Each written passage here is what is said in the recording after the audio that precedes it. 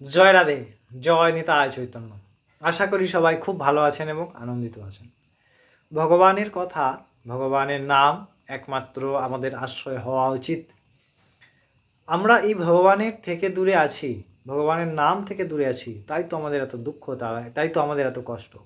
আমরা প্রায়শই প্রয়াস করি আমরা এই দুঃখ থেকে বিনাশ করার জন্য, এই দুঃখকে কেটে ফেলার জন্যে। কিন্তু যতক্ষণ না আনন্দের অনুভূতি হয় ততক্ষণ এই সুখ দুঃখের বেড়াচক্র চলতে থাকবে। এই পৃথিবীতে যা সুখ তাও কিন্তু দুঃখই, কিন্তু আমাদের অনুভব হয় না।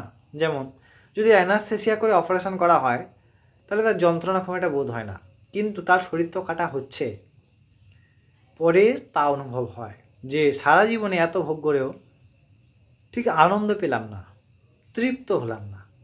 তৃপ্তি ভগবানকে প্রাপ্তি করে। আমরা সেই ভগবানেরই অমৃতময়ী কথা স্বরূপ শ্রীমদ্ ভগবদ্ গীতা আস্বাদন করে চলেছি। আজ আমরা 19তম শ্লোক বিশ্বরূপ দর্শন যোগের আস্বাদন করব। অবশ্যই আমরা এই শ্লোকের বিস্তারিত ব্যাখ্যায় যাব, তার আগে আমরা শ্লোকটি শুনে নিই অর্জুনের মুখে। 19তম শ্লোকে অর্জুন ভগবানের বিশ্বরূপ দেখছেন আর বলছেন যে অনাদি মধ্যান্তমন্ত্য়া বীর্যায়মানান্তবাহো শশী সূর্যা নেত্রম পশ্যামি তং দীপ্তা হুতাশা বক্ত্রং স্বতেজসা বিশ্বমিদং তপন্ত্যম। অর্জুন বলছেন, আমি আপনাকে অন্তরহিত এবং চন্দ্র সূর্য মতো দীপ্ত চক্ষু এবং অগ্নি সম মহা তেজরাশি আপনার মুখমণ্ডল দর্শন করছি। আমি আপনার সে বিশ্ব কে সন্তপ্তকারী মহা তেজ আপনার মুখ থেকে প্রদর্শন করছি এবং আপনি সেই সম্পূর্ণ তেজের দ্বারা সমস্ত বিশ্বকে সন্তপ্ত করে রেখেছেন এবং আপনার অপরিসীম প্রভাব এবং অপরিসীম আপনার অনন্ত বাহু এবং অনন্ত মুখ, অনন্ত সমস্ত কিছু অনন্তময় আপনাকে দর্শন করছি। অর্জুন শুধু দর্শন করছেন না, সেই দর্শন করে একদিকে তৃপ্তও হচ্ছেন, একদিকে ভয়ভীতও হচ্ছেন। কারণ ভগবান তো তার বিশ্ব স্বরূপ দেখাচ্ছেন, আর বিশ্বরূপ তো অনেক খেলাযুক্ত।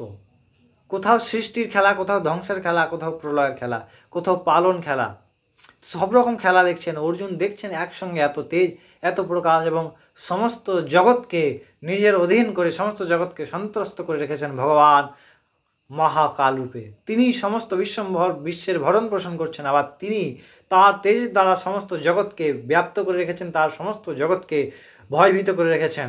ভগবানের কেবলমাত্র ভ্রুকুটি বিলাসে অনন্ত ব্রহ্মাণ্ডের লয় হয়, আবার অনন্ত ব্রহ্মাণ্ডের সৃষ্টি হয়। তাই সেই ভগবান তো সামান্যতম নয়। আমরা শুনে নিচ্ছি কথায় ভগবানকে, মনে হচ্ছে এতটা সোজা, কিন্তু অর্জুন যখন দেখছেন তার এই বিশাল বিরাট তেজময় স্বরূপ, তখন তো অর্জুন রীতিমতো ভয়ভীত হচ্ছেন। আমরা সেই ভগবানকে আমাদের পুত্ররূপে পেতে পারি, আমাদের ছেলেরূপেও পেতে পারি, আমাদের বন্ধুরূপেও পেতে পারি, অনেক কোমলতার সঙ্গেও পেতে পারি। নিশ্চয়ই পাবো, যতক্ষণ ভগবত আশ্রয় হবে। অবশ্যই আপনারা সবাই ভগবান আশ্রয় গ্রহণ করুন এবং ভগবত কথামৃত নিত্য আস্বাদন করুন।